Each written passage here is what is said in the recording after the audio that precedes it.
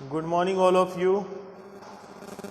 Yesterday we have discussed about the chemical reaction and then chemical equation, and after that I have told you about the balanced chemical equation. Now today we are going to study about the chemical reaction in which you can say that some atmosphere and pressure and catalyst, ये तीन चीज़ें जो है वो reaction के अंदर important role play करती है.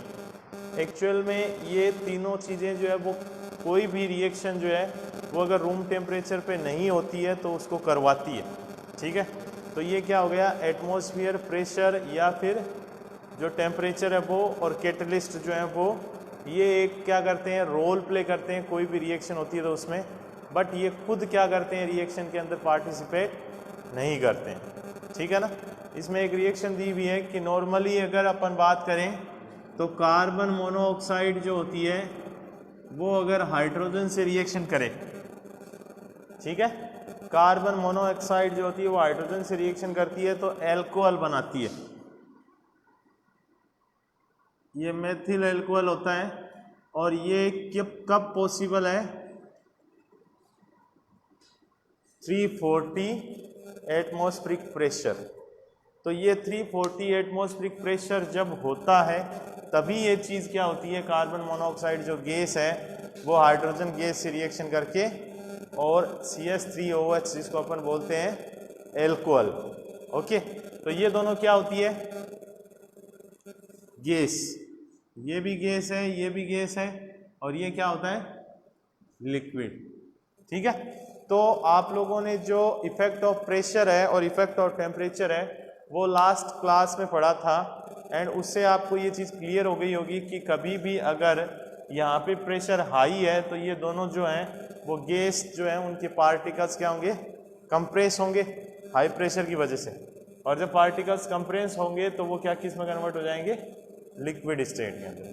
तो ये G और L ये क्या शो कर रहा है, physical state of the element.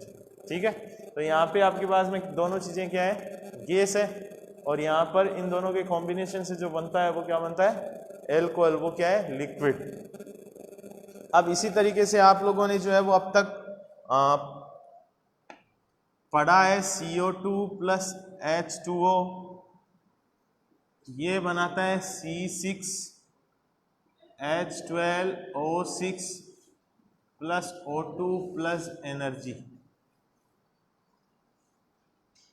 ठीक है, अब ये किस किस के प्रेजेंट में होता है, सनलाइट प्लस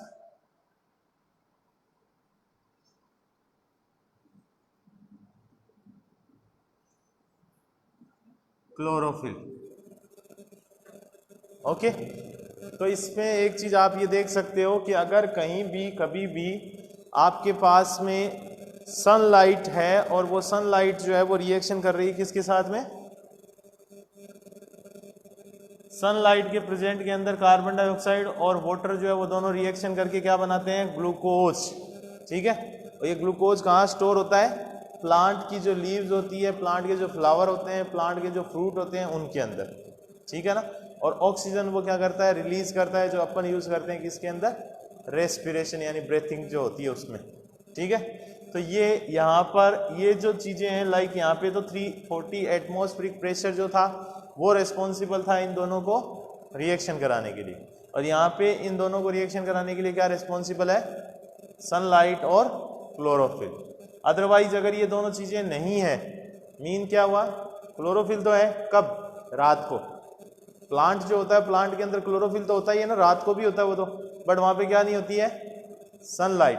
तो सनलाइट नहीं होती तो इसलिए प्लांट रात को क्या नहीं बनाता, फूड नहीं बनाता. समझ गए. सिंपली इन दोनों की बात करें कि ये दोनों चीज़ें नहीं होंगी तो एटमॉस्फेयर के अंदर कार्बन डाइऑक्साइड तो होगी, अपन कहीं भी रिलीज करते हैं तो कार्बन डाइऑक्साइड तो होगी, वहाँ पे पानी भी होगा, लेकिन दोनों चीज़ें क्या होगी, रिएक्शन नहीं करके और ग्लूकोज नहीं बनाएगी. समझ गए. तो इसलिए ये कब पॉसिबल है, जब ये दोनों चीज़ें अवेलेबल है. ठीक है, अब हम बात करते हैं कि नेक्स्ट टॉपिक जो है वो क्या है. तो नेक्स्ट टॉपिक है आपका वो है टाइप्स ऑफ केमिकल रिएक्शन. इसमें most probably 5 to 6 types of chemical reaction पढ़ना है आपको, और उनमें जो एग्जांपल्स हैं वो आपकी बुक में जो दिए हुए हैं वो सफिशिएंट नहीं है, तो इसके अलावा भी आप कहीं से भी और एग्जांपल्स जो है रिएक्शन के वो भी देख सकते हो। ठीक है, तो यहाँ पे जो नेक्स्ट टॉपिक है वो है टाइप्स ऑफ केमिकल रिएक्शन। ठीक है, इसमें अगर अपन मोस्ट प्रोबेबली बात करें कि हमें कितनी पढ़नी है, कितने टाइप ऑफ केमिकल रिएक्शन पढ़ना है,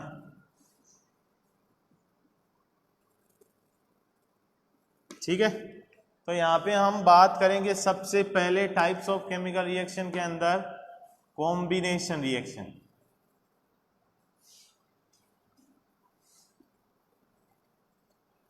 दूसरा है वो है डीकम्पोजिशन।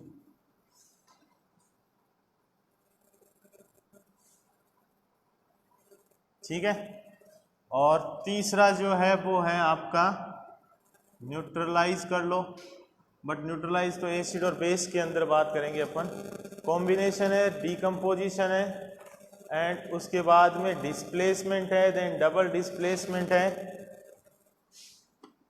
डिस्प्लेसमेंट, फिर डबल डिस्प्लेसमेंट,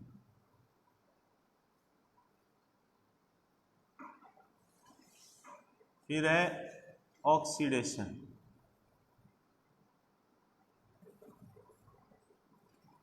एंड रिडक्शन।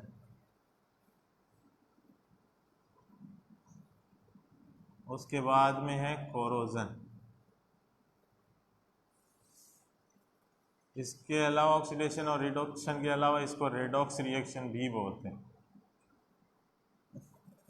ठीक है, इतने टाइप्स ऑफ रिएक्शन अपने को इस चैप्टर के अंदर स्टडी करने हैं। तो यहाँ पे अगर टाइप्स ऑफ रिएक्शन की बात करेंगे तो इन सब में आपने एक चीज नोटिस की होगी कि combination, decomposition, displacement, double displacement, oxidation and reduction, corrosion, जो भी ये रिएक्शन होंगी इन सब के नाम के अंदर जो चीज़ है वही रिएक्शन में होता है। एक्चुअल में कॉम्बिनेशन का मतलब क्या होता है कि दो चीज़ें आपस में कंबाइन हो रही है। ठीक है ना, तो ये क्या होगा, कॉम्बिनेशन रिएक्शन के अंदर दो रिएक्टेंट्स जो होंगे वो कंबाइंड होंगे और एक नया प्रोडक्ट जो है वो प्रोड्यूस होगा। इधर आप डीकम्पोजिशन की बात करोगे तो डीकम्पोजिशन का मतलब होता है डीकम्पोज होना, टूटना। ठीक है, तो यहाँ पे डीकम्पोजिशन में क्या होगा कि you will see that one single compound will break down into the 2 or more substances. Okay, then it will be the decomposition. After that displacement mean that कि अगर कोई भी चीज डिस्प्लेस हो रही है, ठीक है ना, एक चीज जो है वो क्या करेगी, दूसरी चीज को डिस्प्लेस कर देगी। तो we are talking about the chemical reaction, that means that one reactant is reacting with another and displacing on the behalf of the activity reactivity, यानी कि कोई भी सब्सटेंस, कोई भी एलिमेंट जो होता है उसकी रिएक्टिविटी जो होती है वो कितना ज़्यादा रिएक्टिव है किसी अदर सब्सटेंस के साथ में, उस पर डिपेंड करता है कि वो कितना उसको डिस्प्लेस कर पाता है। समझ गए?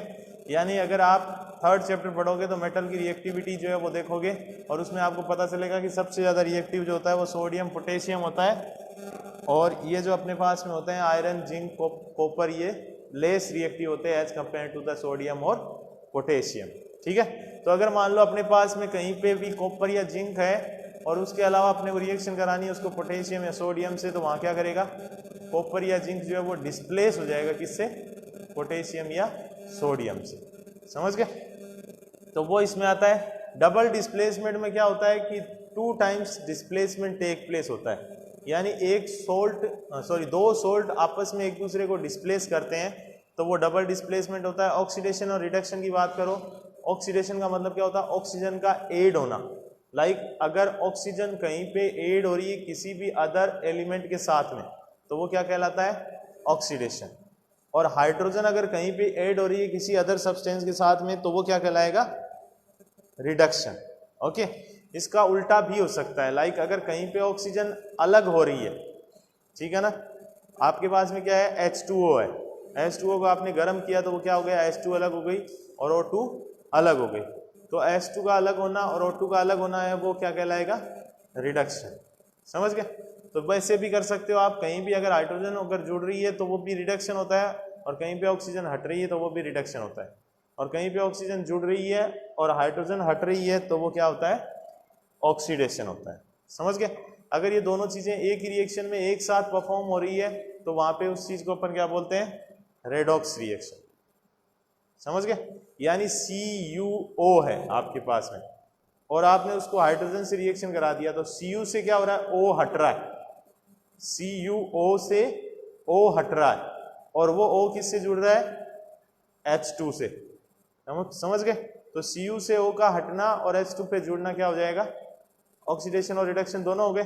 Cu से O का हटना क्या हो गया, रिडक्शन, और ऑक्सीजन का जो है वो जुड़ना H2 के साथ में वो क्या हो गया, ऑक्सीडेशन, और दोनों एक साथ हो गए, इसका मतलब वो क्या हो गया, redox reaction. Okay, after that if you will talk about the corrosion then you can say that whenever metal get corroded with any other atmospheric things like carbon dioxide, CO2, O2, H2O, atmospheric जो humidity होती है ना, यानी कि environment के अंदर जो नमी है उससे, कार्बन डाइऑक्साइड से, ऑक्सीजन से कोई भी मेटल जो है वो क्या करता है, रिएक्शन करता है, और उसकी रिएक्शन करने के बाद में क्या होता है, या तो उसका ऑक्साइड बनता है या उसका हाइड्रोक्साइड बनता है, समझ गए, या उसका कार्बोनेट बनता है या सल्फेट बनता है, तो ये सब क्या कहलाते हैं, कोरोजन। समझ गए, रस्टिंग ऑफ मेटल। तो ये सारे रिएक्शंस हैं और ये टाइप्स ऑफ रिएक्शन है। इनमें पहले अपन बात करेंगे सबसे पहले कॉम्बिनेशन रिएक्शन की। तो कॉम्बिनेशन रिएक्शन विथ एग्जाम्पल अगर अपन पढ़ेंगे तो इसमें बहुत सारे एग्जाम्पल आपकी बुक में दे रखे हैं और बहुत सारे जो है वो आप और खुद बना सकते हैं। सबसे पहले हम बात करेंगे कि आपके पास में कैल्शियम ऑक्साइड जो है क्विक लाइम,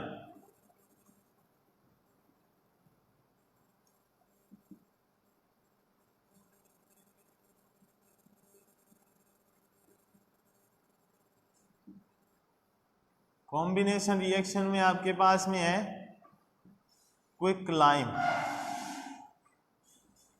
ये रिएक्शन कर रहा है वाटर के साथ में, ठीक है। तो क्विक लाइम अगर वाटर के साथ में रिएक्शन करेगा तो आपके पास में क्या बनेगा, स्लैग्ड लाइम।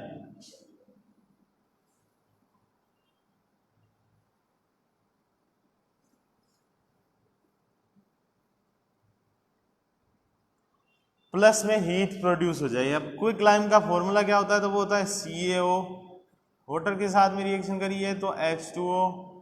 अब ये बनेगा क्या, तो वो बनेगा CaOH का होल ट्वाइस, प्लस वहां पे क्या जनरेट हो गई, हीट। इसके अलावा भी आप सिंपल जो है कॉम्बिनेशन में कुछ भी ले सकते हो, यानी दो आपस में कंबाइंड हो रही है, दो कोई भी एलिमेंट आपस में कंबाइंड हो रहे हैं तो वो भी कॉम्बिनेशन ही होता है, like H2 plus O2 then H2O। ठीक है। Simply if you want to learn or if you want to give a simple example then you can say that H2 plus O2 then H2O and C plus O2 then CO2. One more example you can take C plus O2 then CO2. Okay. अब अगर इनको balance करने की बात करें तो ये पहली रिएक्शन बैलेंस है क्या, इधर Ca1 है, इधर भी Ca1 है, इधर H2 1 है तो इधर H2 1 है, या 2 है, H2 1 है तो H2 1 हो गया। अब O इधर कितना 1 है और इधर भी 2 है, तो ये बैलेंस हुई या नहीं हुई, नहीं हुई। बैलेंस करने के लिए आपको इसको बैलेंस करना पड़ेगा, ठीक है ना। तो बैलेंस करने के लिए क्या करेंगे, यहाँ पे 2 लगा देंगे। अब O कितने हो गए 2 और H कितने हो गए 4, तो यहाँ पे भी 2 लगा दें। अब Ca कितने हो गए 2 और O कितने हो गए 2 और 2 4, और इधर भी O कितने हो गए, ये OH का होल ट्वाइस है इसलिए 2 2 जा 4, तो सारे इक्वल हो गए। H कितने 4 है तो 2 2 जा 4, तो बैलेंस हो गई ये। अब इसी को अगर बैलेंस करना हो तो ये कितने H2 है और ये कितने 2 है, तो ये कितने हो गए, अब ये बैलेंस हो गई। LHS और RHS में नंबर ऑफ एलिमेंट्स जो है उनको आप देख सकते हो कि ये इक्वल है या नहीं है। इधर आप बात करो कि C+O2 है देन CO2, तो ये बैलेंस नहीं है क्या? अभी ये बैलेंस है, इधर जितने हैं उतने ही इधर है, इसलिए क्या हो गई? बैलेंस। समझ गए? तो कॉम्बिनेशन रिएक्शन का मतलब समझ में आ गया सबको। अब आपके पास में बर्निंग ऑफ कोल जो होता है, यानी कि जब भी कोयला बर्न होता है तो उस टाइम पे रिएक्शन होती है, वो क्या होती है? तो मेथेन गैस जो होती है वो ऑक्सीजन से रिएक्शन करती है, तो क्या क्या बनता है? ये भी एक कॉम्बिनेशन रिएक्शन का ही एग्जाम्पल है। आप लोगों को ये चीजें पता होनी चाहिए। बर्निंग ऑफ कोल की बात कर रहा है ये। कोई भी चीज बर्न होती है तो मैंने आप लोगों को बताया था कि क्या रिक्वायरमेंट होती है उसके लिए? ऑक्सीजन की। इधर ये इससे बर्न होगी तो क्या बनेगा? फिक्स है कि CO2 कार्बन डाइऑक्साइड बनती है और H2O बनता है। अब बैलेंस अगर करना हो तो ये बैलेंस है क्या? अगर आपको इसको बैलेंस करना पड़े तो ये बैलेंस है क्या? और कभी भी ये ध्यान रखना कि कोई भी गैस जो बर्न होती है उसमें मेथेन ही पाई जाती है सबसे ज़्यादा। तो ये भी गैस है, ये भी गैस है, ये गैस है और ये लिक्विड है। समझ गए? तो ये जो ब्रैकेट में GGGL ये जो डिनोट किया जाता है, ये क्या होता है? Physical state of the element होती है। ठीक है? इसके अलावा ग्लूकोज जो होता है वो अपन जब भी उसको खाना खाते हैं तो खाना खाने के बाद में क्या होता है?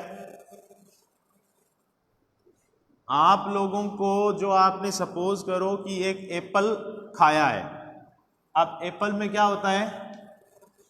एप्पल प्लांट जो होता है वो अपना ग्लूकोज बनाता है आफ्टर फोटोसिंथेसिस। देन फोटोसिंथेसिस की प्रोसेस के बाद में जो ग्लूकोज बनाता है प्लांट, उस ग्लूकोज का वो क्या करता है? स्टोर करता है उसको। किसकी फॉर्म में? या तो फ्रूट या फिर वेजिटेबल या फिर प्लांट के जो फ्लावर लीव्स होते हैं उनकी फॉर्म में। सपोज करो आपने एक क्या खाया है? एप्पल। तो एप्पल में क्या है? C6H12O6। आपने सांस लिया तो उससे आपकी बॉडी में क्या चली गई? ऑक्सीजन। तो वो जो आपने खाया था वो ग्लूकोज प्लस ऑक्सीजन आपस में रिएक्शन करेंगे तो क्या बनेगा? CO2 plus H2O plus energy. ठीक है? तो यहां पे क्या हो रहा है? कॉम्बिनेशन हो रहा है किसका? ग्लूकोज का और ऑक्सीजन का। ये क्या है? ऑक्सीजन है। तो इस ऑक्सीजन का और ग्लूकोज का जो है वो क्या हो रहा है? Combination. So that's why it is called the combination reaction. ठीक है? बैलेंस्ड की अगर बात करोगे तो ये अब बैलेंस्ड है। ठीक है? तो सिंपली अगर बात करो आपकी बैलेंस्ड और अनबैलेंस्ड की बात करें तो नॉर्मली आपके पास में जितने भी रिएक्शंस हैं वो अनबैलेंस्ड हैं और उनको आपको बैलेंस्ड करना होता है। ठीक है ना? In case of combination reaction आपको वही रिएक्शंस कंसिडर करनी होती है जिनके अंदर दो रिएक्टेंट जो है वो आपस में रिएक्शन करके, दो या दो से ज़्यादा रिएक्टेंट जो है वो आपस में रिएक्शन करके और एक सिंगल यूनिक प्रोडक्ट को प्रोड्यूस करते हैं, उसे कॉम्बिनेशन रिएक्शन बोलते हैं। ठीक है? तो कॉम्बिनेशन रिएक्शन के इतने एग्जाम्पल जो है वो भी मैंने आपको बता दिए। अब हम बात करते हैं डीकम्पोजिशन रिएक्शन। डीकम्पोजिशन रिएक्शन जो होती है वो सेकंड होती है, जिसे हम कहेंगे कि एक सब्सटेंस जो है वो एक से ज़्यादा पार्ट में क्या हो जाता है? टूट जाता है।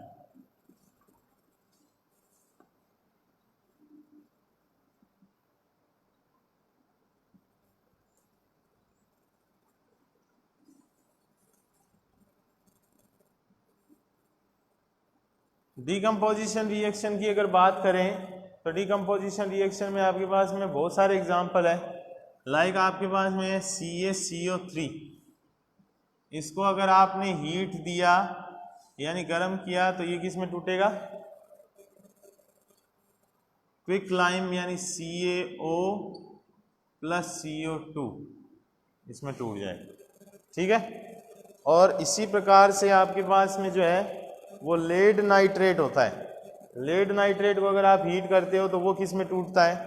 तो लेड नाइट्रेट होता है PbNO3। इसको अगर आप हीट करोगे तो ये किस में टूटेगा? लेड ऑक्साइड प्लस NO2 यानी नाइट्रेट प्लस ऑक्सीजन। अब ये जो रिएक्शंस हैं इनको आपको बैलेंस्ड है वो खुद को करना है, ठीक है ना। इसके अलावा जो है वो फेरस सल्फेट होता है आपके पास में FeSO4। तो इसको भी अगर अपन ने हीट किया, इसको भी हीट किया, ये हीट करने से क्या हो रहे हैं? डीकम्पोज हो रहे हैं, ठीक है। इन सब को अपन ने हीट किया, डीकम्पोज किया, तो ये आपके पास में जो बना वो बना Fe2O3 plus SO2 plus SO3। Fe2O3 plus SO2 plus SO3। Okay, so ये आपके पास में डीकम्पोजिशन रिएक्शन है। इस डीकम्पोजिशन रिएक्शन में क्या होता है कि सिंपल आपके पास में एक सब्सटेंसेस है, यानी ये सब्सटेंस है, इसको आपने हीट किया तो क्या बन गया? CaO। ये सिलेक्ट लाइम हो गया, उधर CO2 आपके पास में रिलीज हो गई। इधर लेड नाइट्रेट को हीट किया तो लेड ऑक्साइड, नाइट्रोजन ऑक्साइड और ऑक्सीजन बच गई। इधर फेरस सल्फेट को हीट किया तो फेरस ऑक्साइड एंड उधर सल्फर ऑक्साइड और सल्फर डाइऑक्साइड और सल्फर ट्राइऑक्साइड बन गया। तो ये सारी चीजें जो है वो बन रही है, मतलब एक से ये क्या बन रहा है आपके पास? 2 या 3 सब्सटेंस, समझ गए। तो एक सब्सटेंस से एक से ज्यादा सब्सटेंस जो है वो बनना, ये क्या कहलाता है? डीकम्पोजिशन, समझ गए। तो you must be learn this decomposition completely at home, and blueprint question on page number 10 and blueprint question on page number 6 you must be do at your home, and first of all you need to do the these reactions, इनको balance करो अभी, okay.